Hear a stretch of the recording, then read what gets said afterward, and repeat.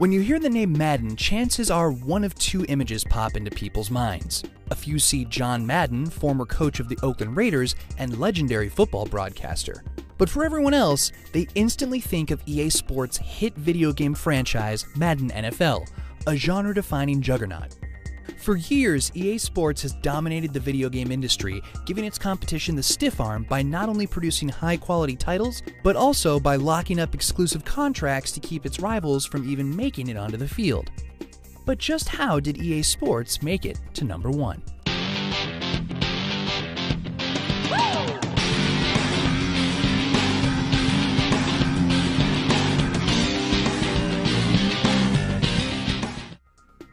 In the early 1980s, Trip Hawkins left his position as Director of Strategy and Marketing at Apple to find success with his new computer game company, Electronic Arts. Electronic Arts' business philosophy puts special emphasis on the designers of its products, the electronic artists themselves. Consumers responded by handing the company dollars by the fistful for each new game it released. In 1983, programmer Eric Hammond worked with Hawkins and EA to release the company's first sports game, Julius Erving and Larry Bird One-on-One. Released for the Apple II and later ported to the Commodore 64 and other platforms, One-on-One broke ground as the first video game to be endorsed by sports celebrities and to feature their licensed likeness. For such a simple-looking game, One-on-One offered a surprising amount of detail. Gamers had a full range of offensive and defensive moves at their disposal, including dunks, spins, steals, and blocks.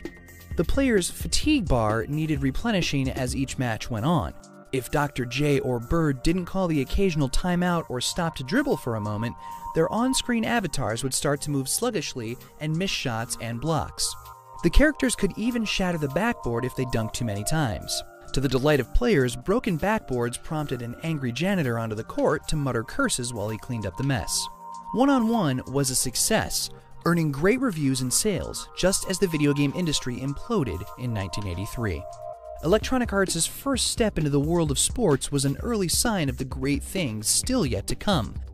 Two programmers at EA, Evan and Nikki Robinson, created EA's next sports title, World Tour Golf, which came out in 1986 for the Commodore 64, Amiga, Apple II, and MS-DOS computers. It offered players the most accurate recreations of real-world golf courses that the era's hardware could manage. World Tour Golf also featured the first in-game course editor, giving gamers the chance to make their games as realistic or insane as they wanted. Electronic Arts once again earned glowing reviews and great sales for their efforts, and the company wanted to keep the hits coming. For that, they'd turn to a pioneer of sports video games. Don Daglow, the producer at EA who helped guide World Tour Golf's production, is a self-confessed baseball nut. While a student at Pomona College in Claremont, California in 1971, he created the very first baseball simulator for the PDP-10 mainframe computer. The game wasn't too much to look at, though, said Daglow in an interview with Machinima. Calling it a video game would be a stretch, because of course back then all we had was text, and it was printing on flimsy paper that was only about 2 grades better than toilet paper that went through these really slow ancient printers. Despite those shortcomings, however, the Baseball Hall of Fame in Cooperstown, New York has it on record as the first ever baseball computer game. After he graduated, Daglow started working in the game industry, teaming up with fellow Pomona alum, programmer Eddie Dombrower, to create Intellivision World Series Baseball for Mattel in 1983. The game improved on Daglow's earlier game with colorful graphics and multiple camera angles. However, Mattel didn't want to spend the money on acquiring the MLB license, says Daglow, resulting in players being named after other game programmers. Worse, the stats simulator the duo had wanted to include was scrapped too. But shortly after Mattel's game was published, Daglow was hired by EA as a producer in 1983. And while World Tour Golf was in the works, Daglow once again teamed with Dombrower to create a brand new title, Earl Weaver Baseball. Based on his winning reputation and his penchant for making trouble, Earl Weaver might as well have stepped out of the video game himself. In addition to leading the Baltimore Orioles to 6 division titles, 4 American League pennants, and a World Series championship, Weaver was famous for getting booted from games after getting into blowout arguments with umpires. Though Earl Weaver isn't a household name among non-baseball fans, Daglow says the staff at EA was unanimous in choosing the Orioles skipper to headline the game. Weaver was our first choice because as of '83, he was He had written the book on strategy. He was the first one to start using head-to-head stats in baseball in the dugout.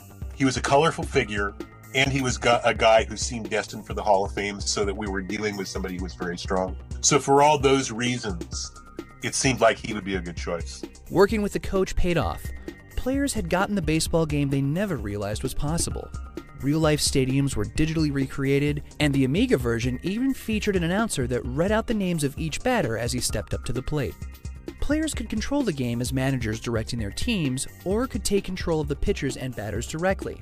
And like World Tour Golf before it, players had the ability to edit stadiums, teams, and even players, offering the kinds of options and controls that had never been seen before. Critics and consumers loved it, with reviewers naming it the best baseball video game yet. Nearly a decade later, Earl Weaver Baseball even earned a spot in a 1996 issue of Computer Gaming World as one of the best 25 PC games of all time. EA Sports offerings had managed a hat-trick with 3 solid, innovative titles in a row. I think if you look at the best games in any category in the history of the industry, if you look down inside the teams so often, you will find that passion for the material and just a love of what people came to work every day loving what they were doing. I know Eddie had that. I know I had that. I know I felt that way about working with Eddie Dombrower. And I think that is something that's true of many of those titles over the year.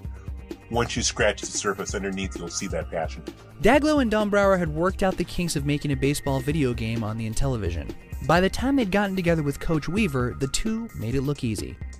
Meanwhile, EA founder Trip Hawkins and Joe Ibarra, his second-in-command, were tearing their hair out for over 3 years trying to get their new game, John Madden Football, into the end zone without fumbling along the way. Tune in next time to Hit the Gridiron.